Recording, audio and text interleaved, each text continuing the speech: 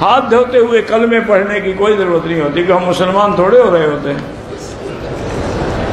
یہ تو حمام میں ننگے کھڑے ہو کر بھی کلمہ پڑھتے ہیں، لا الہ الا اللہ لا الہ الا اللہ و انا الیہ راجعون. یہ کہتی ہے ہماری فیملی میں ایسا ہوتا ہے کہ جب کپڑوں کو کھنگالتے ہیں، نکالتے ہیں پانی سے، تو کلمہ پڑھتے جاتے ہیں تاکہ یہ پاک ہو جائیں. کیا حکم شرع ہوگا؟ اللہ تعالی ہماری ایسی بہنوں پر بہرحال رحمت نازل فرمائے کہ جنہوں نے ایک نیا دین اپنے گھر میں وضع کر لیا اور انہوں نے اصل دین کو سیکھنے کی کبھی زحمت گوارا نہ کی.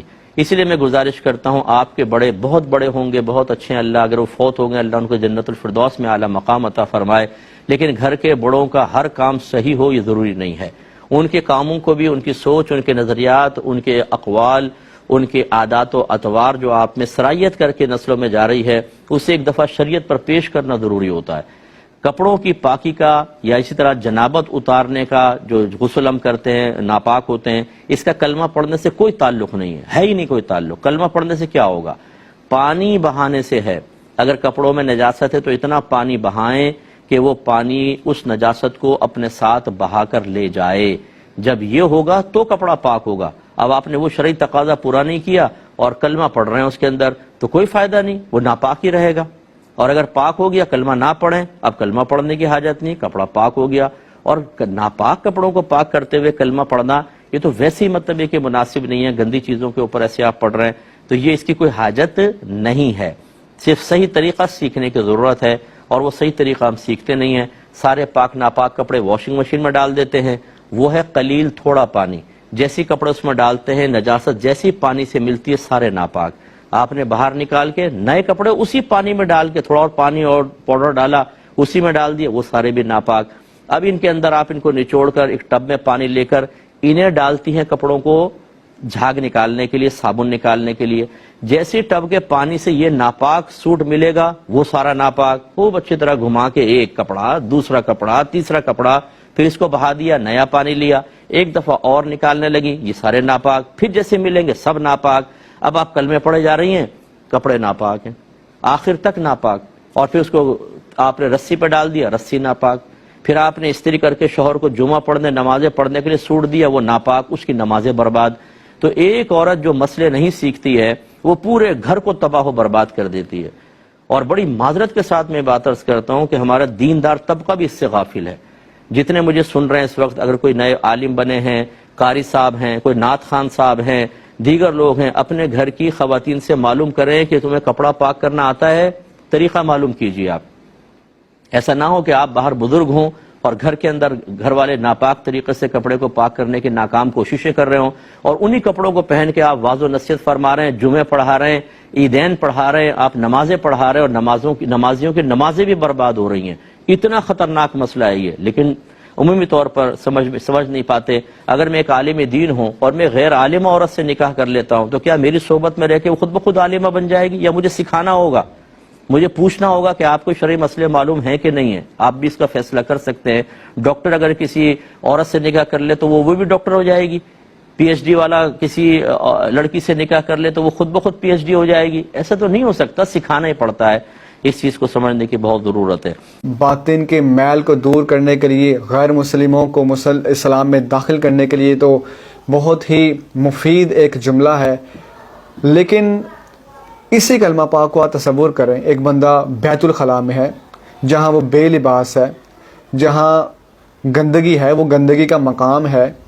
آپ خود سے سوال کریں کہ مقام گندگی میں جب انسان بے لباس ہو، کیا خیال ہے کہ کلمہ پاک پڑھنا کیا درست ہوگا یا نہیں؟ آپ اپنے ضمیر سے پوچھیں، تھوڑا سا غور کریں گے تو آپ کا ضمیر آپ کو یہ جواب دے گا یہ قطعاً غیر مناسب ہے، یہ جائز نہیں ہونا چاہیے.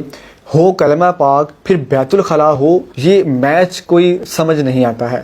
لوگ کہتے ہیں ہم نے تو اپنے بڑے بوڑھوں سے سنا ہے، شروع سے پڑھتے آتے ہیں.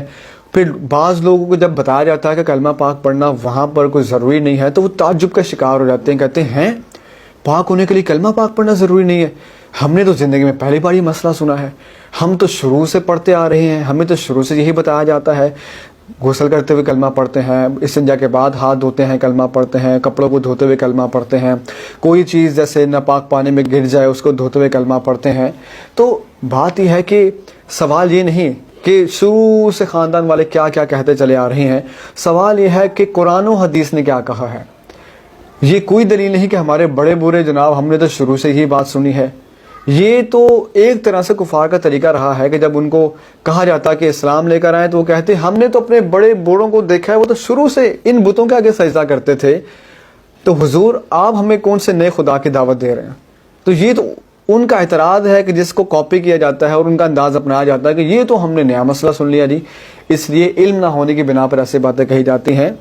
اس لیے سب سے پہلی بات اگر غسل کی بات کریں تو غسل کرتے ہوئے انسان پھر بے لباس ہو اور بیت الخلاء ہو, یہ بالکل جائز نہیں ہے کہ گندگی کے مقام پر کلمہ پڑھا جائے. دوسری بات, استنجا کے بعد انسان واش روم سے باہر آتا ہے, وہاں اگر ہاتھ دھوتے ہوئے کلمہ پڑھ رہا ہے چلیں وہاں گناہ تو نہیں ہے. اسی طرح کپڑے دھوتے ہوئے انسان یا کوئی بھی چیز پاک کرنے کے گھر سے جب انسان دھو رہا ہے تو اس وقت کلمہ پڑھ رہا ہے, چلیں اس وقت گناہ تو نہیں ہے. پڑھنا اس وقت جائز ہے کیونکہ بیت الخلاء نہیں ہے. لیکن یہ بات بالکل ذہن میں رکھیں کہ کسی بھی چیز کو پاک کرنے کے لیے چاہے جسم ہو, کوئی چیز ہو, کوئی لباس ہو, کلمہ پاک پڑھنا شریعت نے کوئی لازم نہیں کیا. اللہ تعالیٰ نے قرآن پاک کے اندر پانی کے بارے میں ارشاد فرمایا وَأَنزَلْنَا مِنَ السَّمَاءِ مَاءً طَهُورًا.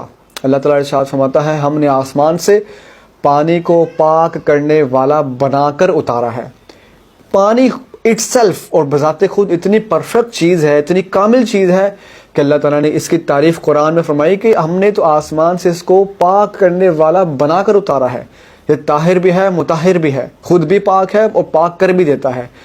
جہاں جہاں سے پانی بہتا چلا جاتا ہے وہاں وہاں سے انسان پاک و صاف ہوتا چلا جاتا ہے. ہاتھ پاک ہو جاتے ہیں, کپڑے پاک ہو جاتے ہیں, چیزیں پاک ہو جاتی ہیں. تو جب خود اللہ تعالیٰ نے پانی کو اٹ سیلف پاک کرنے والا بنا دیا ہے تو اس کے لیے پاک کرنے کے لیے کلمہ پاک پڑھنا شریعت میں نہیں ہے, نہ ہی اس کو لازم کیا گیا ہے. البتہ اگر کوئی بیت الخلاء میں نہ ہو باہر پڑھتا ہے جائز تو ہے, لیکن یہ عقیدہ اور ایک یہ نظریہ بنا لینا کہ شاید اگر نہ پڑھیں گے تو چیز پاک نہیں ہوگی, یہ بالکل غلط ہے. اور بیت الخلاء میں پڑھنے کی بالکل اجازت نہیں ہے, وہاں گناہ ہے کیونکہ وہ مقام گندگی ہے. ہاتھ پاک کرنے کے لیے 3 کلمے پڑھنا. جب ہم قضائے حاجت کے لیے واش روم جاتے ہیں تو ہمارے ہاتھ ناپاک ہو جاتے ہیں, کیا انہیں پاک کرنے کے لیے ہمیں پہلے 3 کلمے پڑھنے چاہیے؟ اس طرح غسل میں بھی ہمیں پاک ہونے کے لیے کیا پہلے 3 کلمے پڑھنے چاہیے؟ کیا یہ بات صحیح ہے؟ محسن صاحب سرگودا سے, یہ بالکل غلط بات ہے. کلمے کا ہاتھ کے پاک ہونے سے کوئی تعلق نہیں ہے. جب آپ واش روم جائیں صابن سے اچھی طرح ہاتھ دھو لیں یا مٹی پہ رگڑ دیں ہاتھ اور پھر دھو لیں تو اس طرح وہ جرمز بھی مر جاتے ہیں, ہاتھ پاک ہو جاتا ہے. تو بس اتنا کافی ہے, یہ کلمے کا یہاں موقع نہیں ہے.